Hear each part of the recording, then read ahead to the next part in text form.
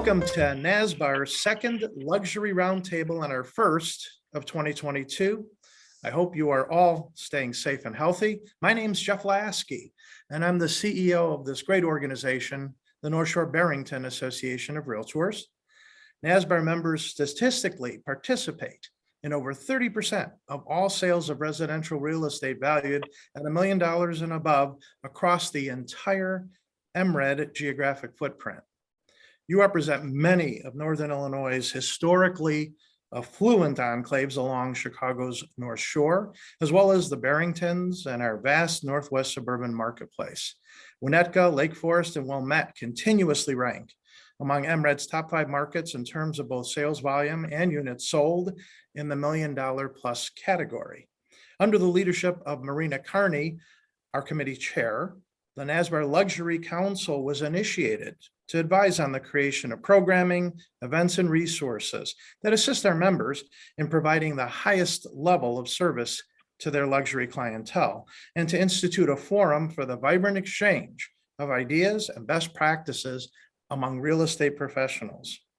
These NSBAR Luxury Roundtables are among the efforts our NSBAR Luxury Council has created to assist our members interested in succeeding in the luxury marketplace. For our first NSBAR Luxury Roundtable of 2022, we're so very fortunate to have 4 truly expert real estate professionals, folks who really know their respective marketplaces and frankly, understand how to do this. So without further ado, let me introduce our very special guests. Connie Antonu from Jameson Sotheby's International Realty in Barrington considers herself to be a marketing rebel, helping homeowners in the upper bracket find or sell their luxury lifestyle home is where her expertise shines. Connie's passion and knowledge is in distilling the essence of a magnificent home and conveying that essence to the most qualified buyers in the world. A distinguished multi-market realtor with decades of experience, Connie has been recognized as a Jameson Sotheby's International Realty top producer from 2015 to 2021 and ranks among the top 5% of all Chicagoland agents. Leading a team of family members and associates where everyone participates and has a role, helps Margie Brooks of Baird & Warner in Highland Park best serve her buyers and sellers there, along with the rest of the North Shore marketplace, where she's been a lifelong resident. Her passion for excellence is evident in every real estate transaction. She's been named Agent MVP by her colleagues, and for the past 25 years, she's ranked in the top 1% of realtors in sales by Baird & Warner, as well as by NSBAR since we started recognizing top sales performance in 2019. Dean Tubakis of Coldwell Banker Realty in Barrington is a highly accomplished real estate broker with more than 25 years of knowledge and experience.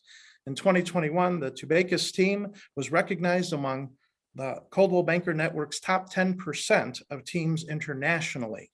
Dean and his team were also recipients of Coldwell Banker's prestigious International President's Elite Award, reserved for the company's top producing brokers.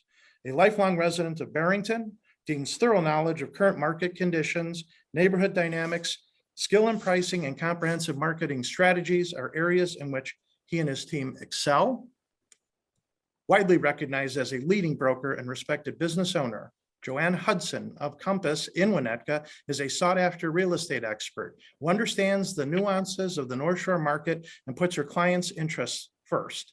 With her husband, Steve, she co-owned the Hudson Company, which in its 17 years of operation won multiple marketing and production awards from leading real estate companies of the world. In 2018, the Hudson Company became part of Compass. Joanne's sustained volume places her consistently in the top 1% of brokers nationwide with an impressive track record across all price segments. I'm sorry, I got to take a breath here. I mean, what bios here, huh? Welcome, NSBAR Luxury Roundtable panelists. Thank you. Thank you. Before we begin, we want to acknowledge the NSBAR strategic partners who've stepped up to sponsor this program. Thank you. We couldn't do this without your generous support. And I know Bradley's going to have them appearing as we do this, as we broadcast this. People are going to see our generous sponsors in the borders around us. So I'm really thrilled that they're getting that recognition. Finally, many of the persons listening to this podcast may be direct competitors in the real estate brokerage business.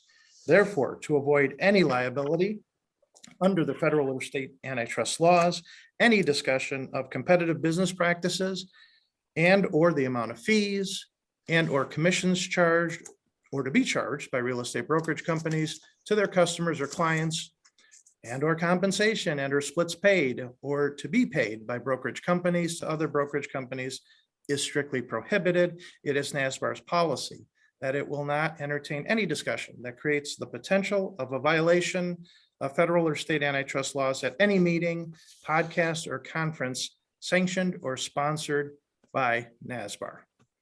And I'm sorry, now we're out of time. No, I'm only kidding. Here we go.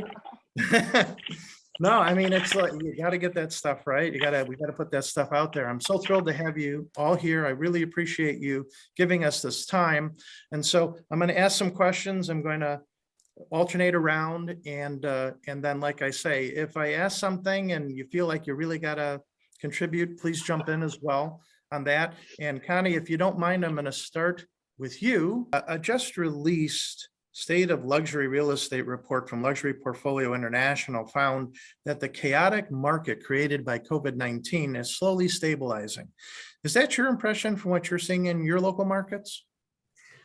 Thank you so much, Jeff. Actually, I would have to almost beg to defer on that. The Barrington market, in my opinion, has been kind of late to the game.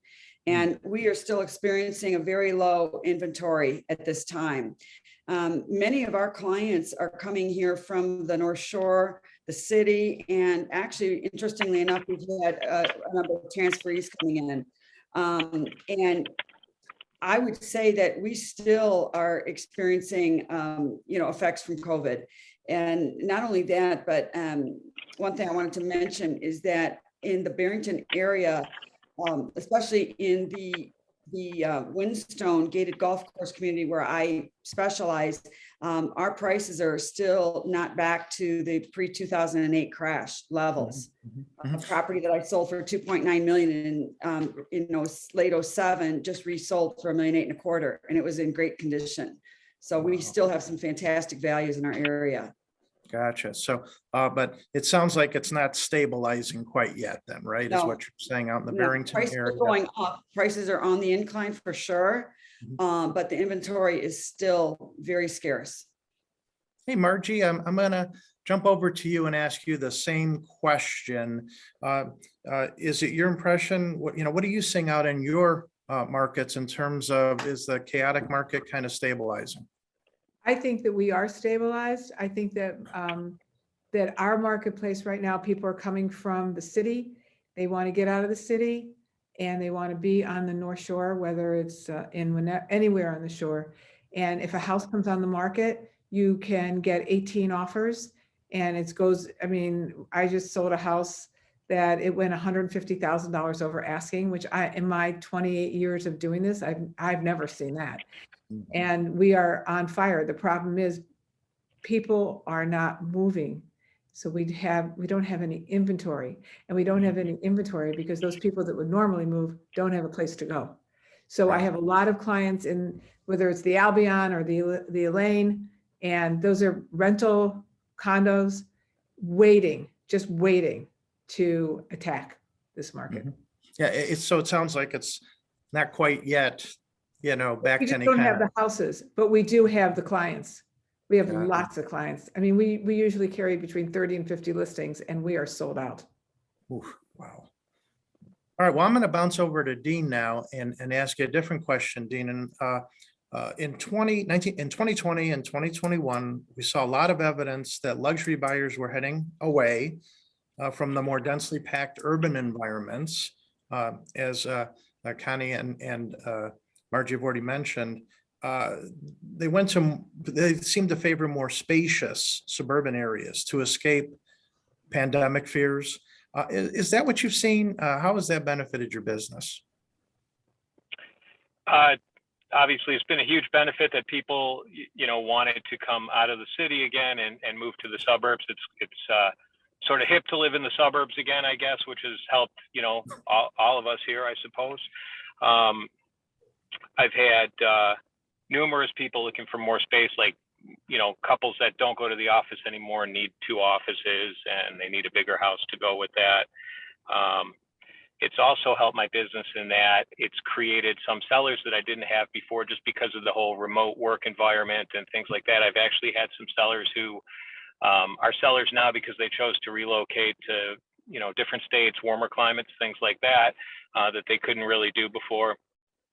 So that's some business that I had that probably wouldn't have existed before. But I would echo what Connie and Margie said, that inventory is low. In terms of like a stabilization and helping our business, I feel like our business this year is starting off stronger than it was last year for sure. Wow. All right. Well, and Joanna, what are you seeing in your marketplace? I'm seeing the same. I pulled some numbers, and I looked at over 2 million, the price point of over 2 million, and I went along the shoreline. And prior to COVID, the prior 2 years before COVID hit, there were about 198 homes that sold. And in the last 2 years of COVID, 328 homes have sold. So a huge increase. What's interesting is pricing has not changed drastically when you look at average pricing, and market time has not changed drastically, but it's just a much more, solid demand that has been created by all of this. And I think for all the reasons, but back to what we've all been saying, it's just people are working from home. Prior to COVID, 1 in 67 people worked completely from home. Since COVID, 1 in 7 work completely from home. So a huge difference in the demand and all that goes with what is offered in the suburbs, as far as more space, more green space, staycation spaces for pools at home, spas at home, all those things. Yeah, no, that's a huge difference. Yeah, Can absolutely. I ask Joanne a question? Sure. So Joanne, in Winnetka, which I know that you specialize in Winnetka, are you finding that if a home comes on the market, it doesn't matter if it's perfect or not, we used to have to be perfect, that you have 10 offers in 5 minutes and you have 40 people waiting in line to get in? Do you have that happening like we have up here? Yes, I for one of the other things we were going to discuss, I used to spend probably the first 10 minutes of a showing explaining why it's so great to live here. I don't need to do that anymore. People appreciate that they're here. They get it, and that's why they're here. And they're much more forgiving of older kitchens, older bathrooms, and some are willing to just take on this crazy pricing that we get from builders because of all the COVID, constraints and holdups.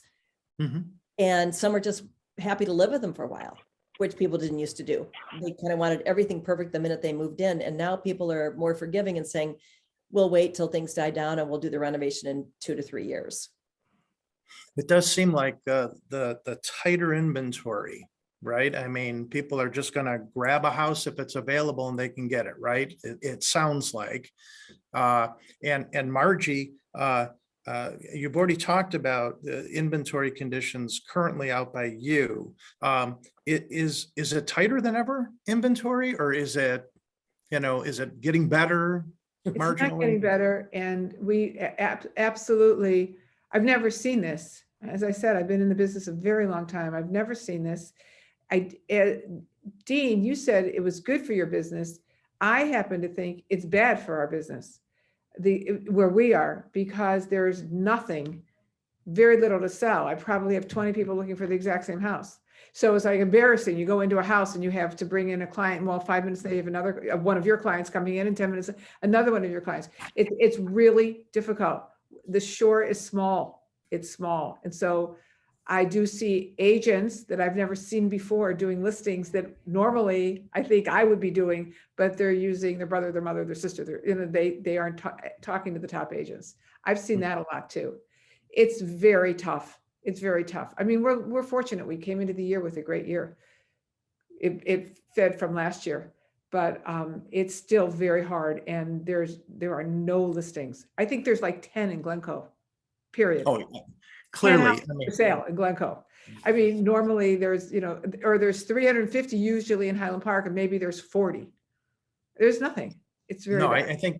any kind of expert or speaker that you talk to would say that a lot of the issues at the marketplace would be solved by more inventory, right? I mean, pretty clearly. And Connie, how about out by you in Barrington? Is the inventory still tighter than ever? She's gone. If she's having trouble with her microphone, her and I work in the same area. I can help her with that. It is pretty tight. And I guess, what I meant to say, Margie, was we are suffering from lack of inventory, but maybe a better way to put it is we're suffering from an oversupply of buyers in a way. I've just had some people who are in the market as sellers that maybe wouldn't have been pre-COVID, because now they have some flexibility that they didn't have before. So it opens up some new people. Whereas other people, I've had other clients take their house off the market, who had been selling for some couple years trying to sell. And then after COVID, everybody loved their house again. And I've lost some clients that way because now they want to stay. But yeah, we definitely have more buyers than we have houses to sell, without question. I think that's also playing out across the country, because I think that some executives who would be moving here are realizing they don't have to move, to work for a Chicago company. Right. So they're staying in the East Coast, or they're staying in the West Coast because of that very reason. Right. Makes sense. Connie, did you have something to add, or? Can you hear me okay? Yes. Okay.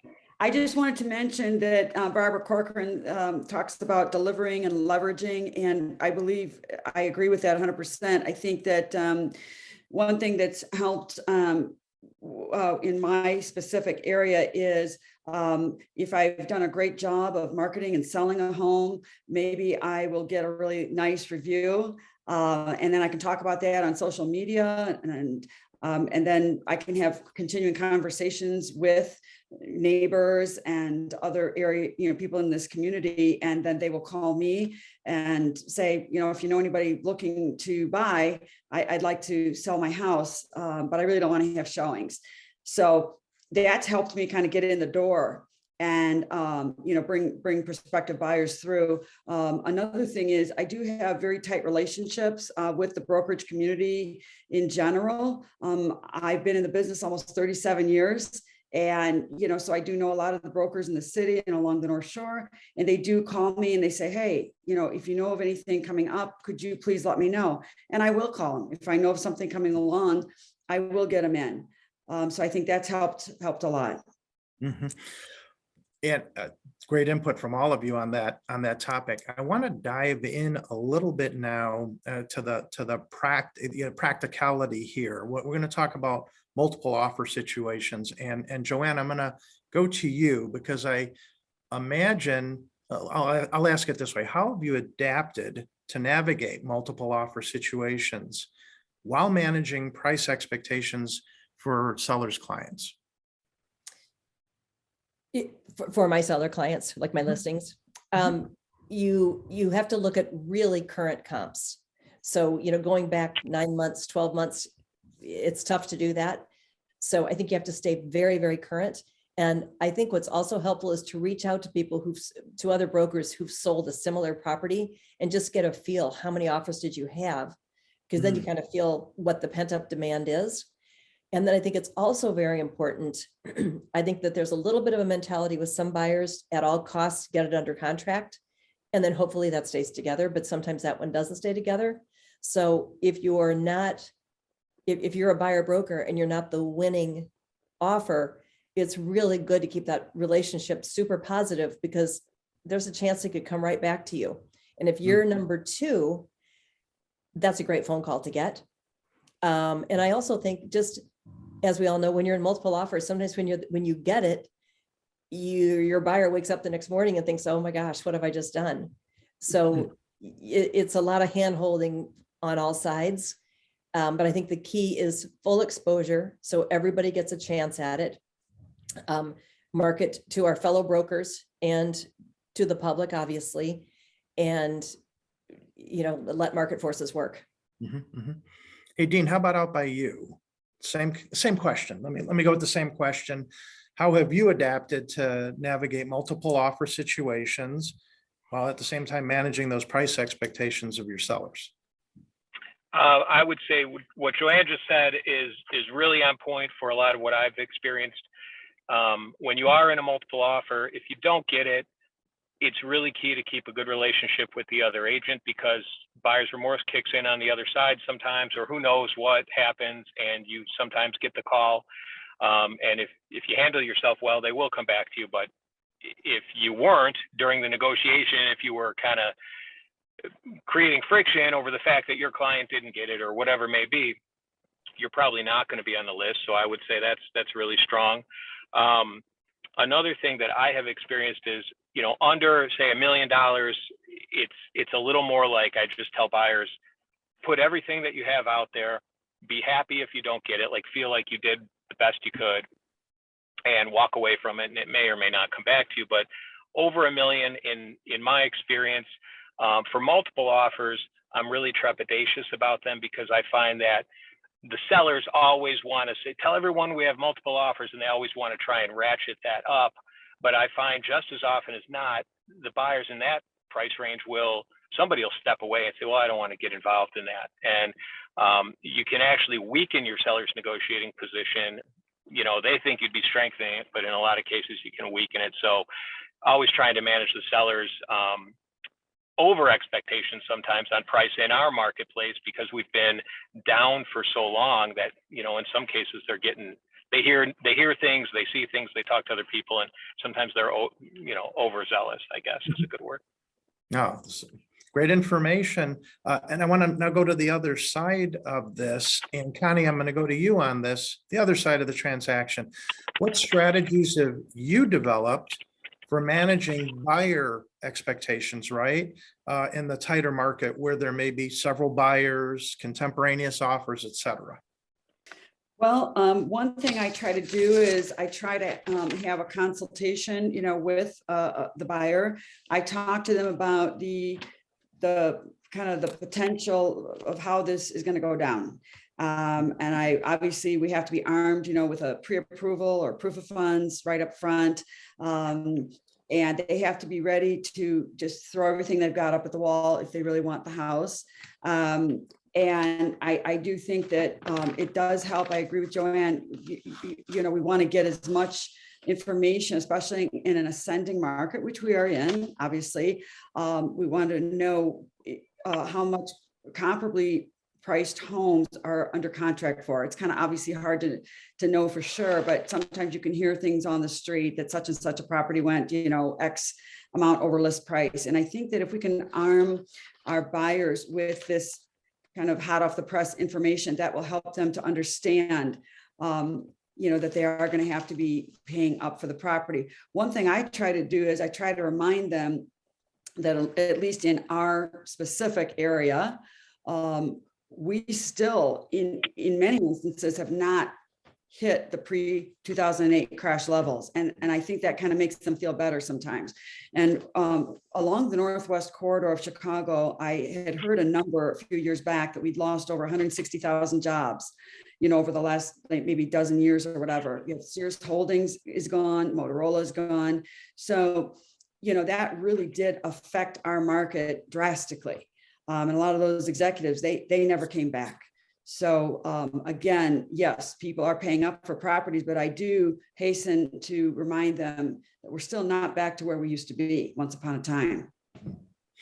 Okay, and hey, Margie, let's go back out to you in the North Shore there. Same question. What strategies have you developed for managing buyer expectations, preparedness in this tighter market? Several buyers, contemporaneous offer stuff. Well, when we know we have a buyer and we're going into a multiple offer, I think everything Connie said, I agree with. But the other thing is we try to get the cleanest offer we can, which is, of course, you have to get the pre-approval and funds. So the buyer with the cash offer usually wins. And a lot of these kids coming from the city are not cash buyers, the word makes them nuts. But the inspection, the making it so that the closing date is exactly what the seller wants, give them everything they want if you can. Now, I have had buyers and I have a lot waiting, I told you, at these rental places to dive into this market, but they just can't get their hands around it. They can't get their hands around the market. It's just too fast, and it's going, these homes are going way over asking. I have a buyer this morning who walked away because he said, I just can't do it. I just can't get involved. I'll wait. So I don't know if I don't think it's going to get better. I think we're going to go back to the 2008 prices. It's going to take time. I don't think we're there either on the shore. I don't know about you, Joanne, but I don't feel that Highland Park is there yet, or Lake Forest, but we're getting there. And the homes under $1 million are definitely, they're back, but the homes like 2 million, 2.5, 3, no, I don't think so. We sold a bunch of homes on the lake this past year, and the last one we sold was this, we closed on December 27th. It was a $12 million home that started in, I don't know, Joanne, you probably had the listing because everybody in the shore had the listing once. I had it, but I wasn't the listing agent when we sold it. So we sold it for $6 million and they started at 12 million. So that's a big difference. And they're certainly, they didn't get the 12, but they got 6. And that's what I'm saying. I'm not seeing like the homes on the lake getting huge numbers.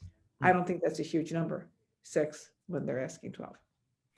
I don't know if you guys are noticing this, but whenever one of you is talking, the other 3 are shaking your heads up and down a lot. So I think we're getting a lot of information here. This is really, really helpful. I'm looking forward to the day that I'm disappointed that I couldn't sell my $12 million house, say for $6 million. You know what I mean? It was on the market a very long time. I mean, for years. I'm not sure you didn't have it, Joanne. I mean, everybody had it. All these agents had this listing, and it ended up being a city broker who certainly doesn't work on the shore. So she was wonderful to work with, but that's not her area. She got the listing, and actually my husband works with me. He sold it, and it was 6 million, not 12. That's a big difference. Well, we're about a half hour into this and I haven't asked anything about technology yet. So now we're gonna go there for a couple of minutes anyway. I'm gonna go to Dean first.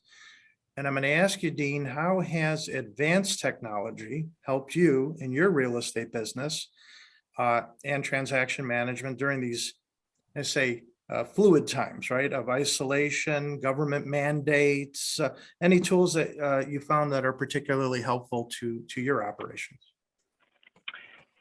For me, I would say technology that's helped me the most is a database. I happen to use a database called Follow Up Boss, which is really well integrated with my website. It allows us to put action plans and automated processes in place for transaction coordination. That's helped us keep up with a lot of the increased deals and helped us to build really solid systems to manage those transactions, which has been good when our pipeline has gotten bigger. I have found, like, in terms of like Zoom and things like that is great. You know, when the pandemic first hit, I actually got a couple listings strictly over Zoom, never saw the house, listed the house, you know, completely that way, which I was amazed by. But that went away really quick in terms of like listing presentations and meeting with sellers. They've all wanted to, you know, that didn't seem to really take hold very much. And then the other technology that we use is like nowadays with websites being able to sort of keep tabs on what people are looking at and things like that. It allows you to work with a lot, allows you to keep a lot more balls in the air as far as your buyers. And you need to keep the balls in the air with the buyers because there just are no houses for them. So you have to kind of really stay on top of them all the time. Thank you. Okay. And Joanne, I'm going to ask you the same question.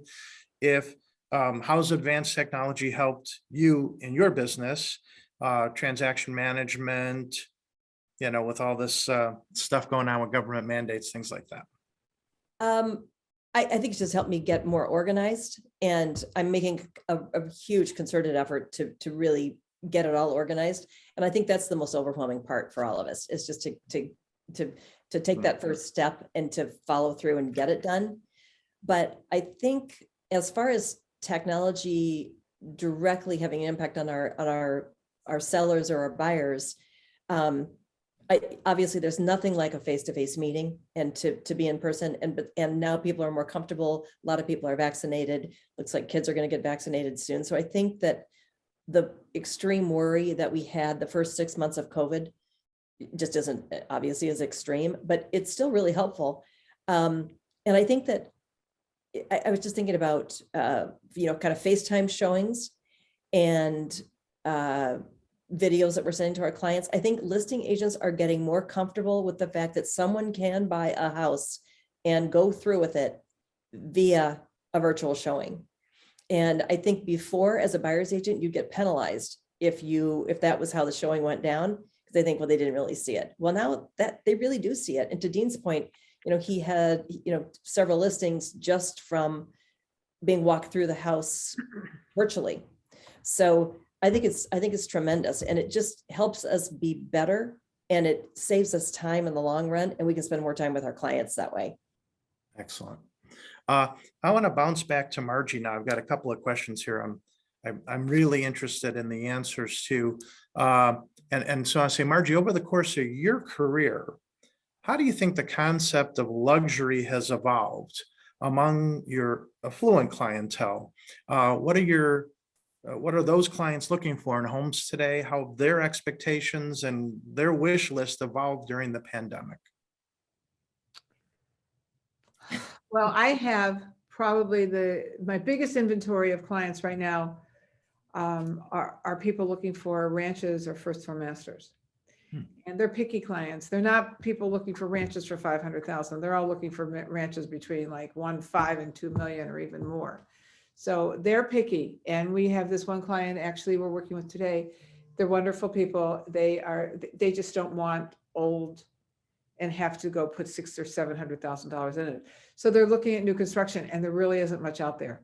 There isn't any land left, and not where I am anyway. It's gone, and there aren't any ranches. If a ranch comes up, and I think the same thing in Winnetka, because we just sold one in Winnetka, it's gone in an hour, and I have probably 15 ranch buyers.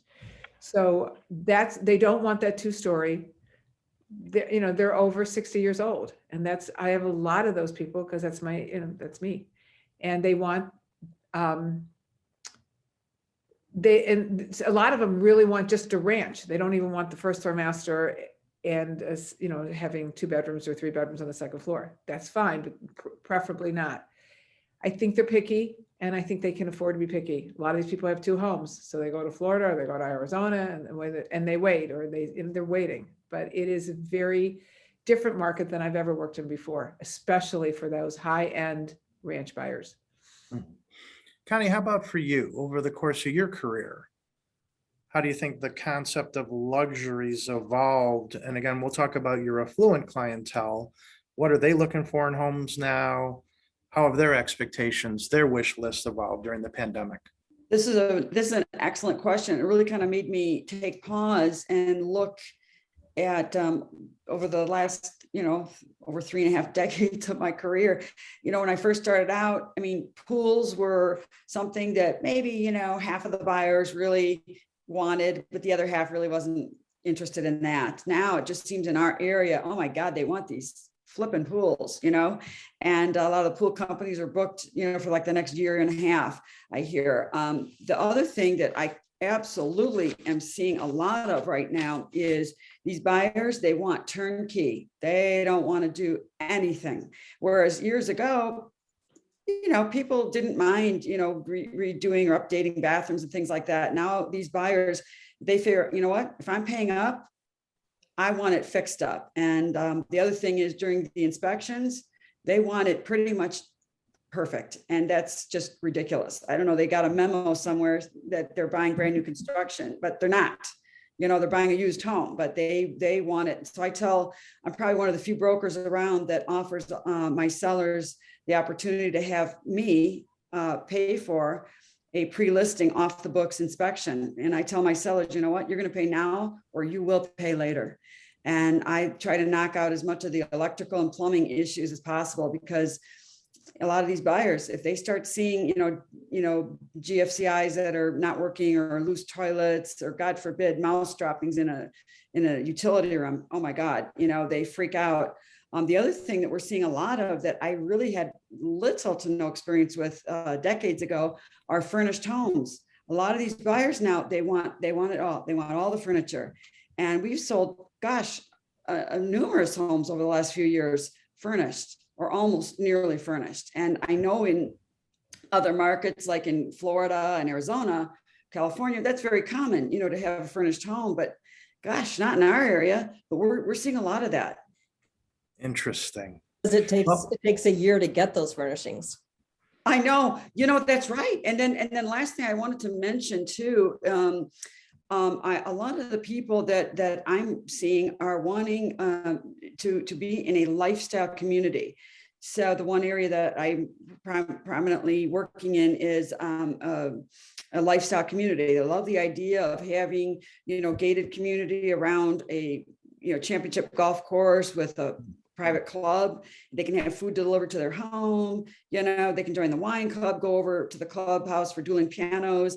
And, the kids can play at the pool and the tennis, and, and golf has become more popular than ever.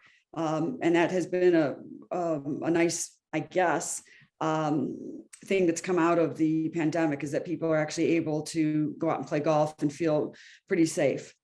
Can I say something about, Connie, what you said, which is very interesting? Nobody ever wanted pools. Now, because of COVID, people want pools. They don't want to go to that public pool. They want pools in their backyard. I mean, it was like, if you had a pool, it was truly, you couldn't sell your house. Now, a pool, it will sell your house. So I know. Isn't that weird?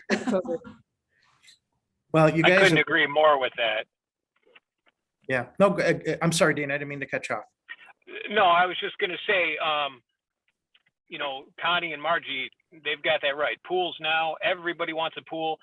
If your house has a pool, the house is almost secondary. It's really amazing how much of a boost it gives a listing. Incredible.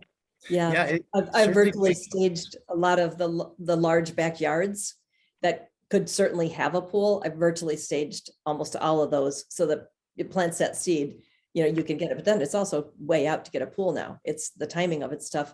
But I had a listing in Highland Park, Margie, you know about that one with the pool.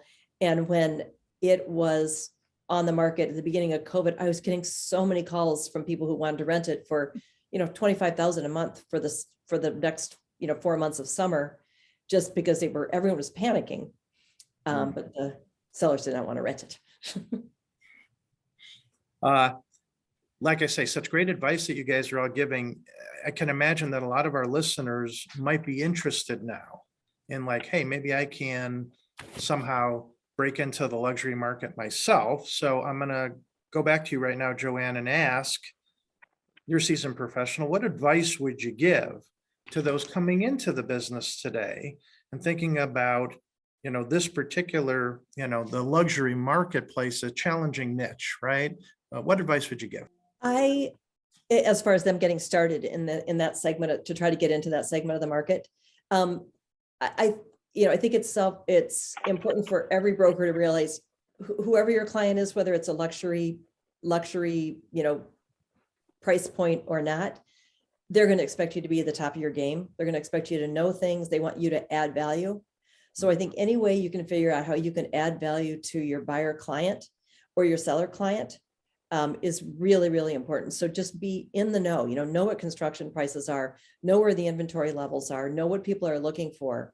Whereas 20 years ago, people really liked ornate houses. Now, I think because our lives are so cluttered from a media standpoint, we're constantly inundated. We never get time away. We're always on call 24/7. And I think that's why we see the simplicity in a lot of the architectural styles in the luxury market. Things are just simplistic and they're finely done, but not cluttered at all.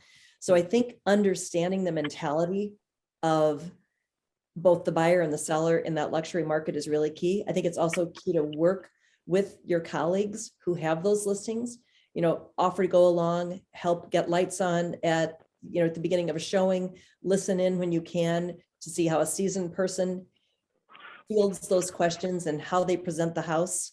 And if there are a lot of luxury properties aren't held open, but if you get a chance to do that, definitely do that. You can meet people that way.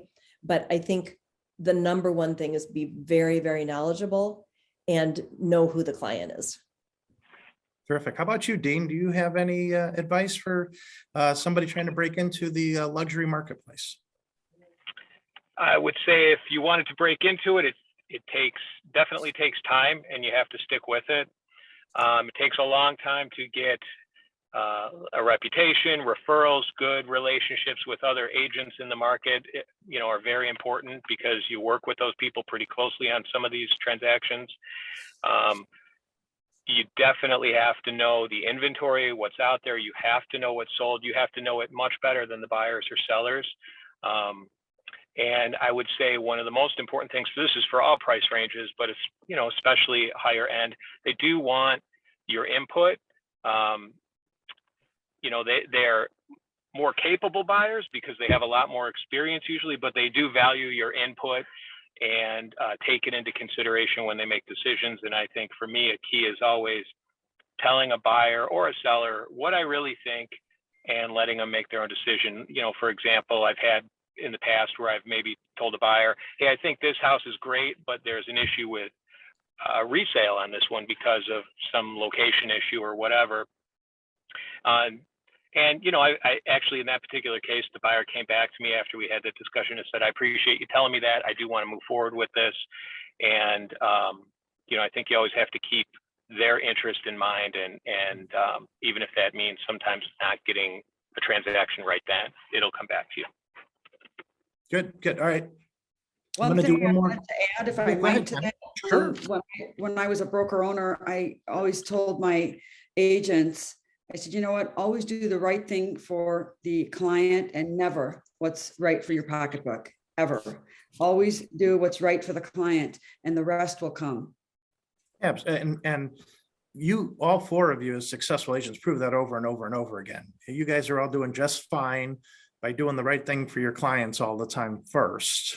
And I think that's great advice. So I'm going to do a toss up. If you want to take a swipe at this, you can. If you don't have to answer, but I'm going to throw this out there. I'm going to ask you all to look into your crystal ball. Where do you see things in the months ahead in 2022? Are you optimistic or pessimistic? And what surprises may be in store? I'm going to ask you to raise your hand so I can. All right, Margie. I think 22 is going to be the toughest market we've ever worked. I think it's very different than anything we've ever seen. I think that Dean, you were talking about these new agents, they have to know what they're talking about. I come across agents that are new and they don't, you have to know your inventory. You have to know what you're talking about. But 22, 23 is going to be very tough. I see the market going up and I see the inventory being very small. It's gotten worse every single day. Just in the past month, it's gotten much worse today than it was.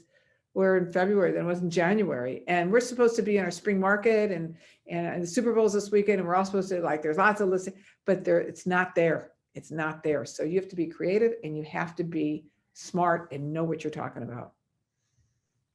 Thanks. Who else? Anybody else want to? Oh, go ahead, Dean. I would say, yeah, the inventory will be tight. The way things are going right now, it feels like it's going to be stronger than last year. And I couldn't imagine it being stronger than last year, really. But, and I keep, to the inventory point, I keep watching the hot sheets every day, waiting for something to come on the market. And it's like nothing is coming on the market. So as long as there's not some huge, financial correction or something out of left field, I think it'll be stronger than last year. I agree. I think it's going to continue to be very, very strong. Definitely a seller's market. Interest rates ticking up may change things a little bit for the non-luxury market.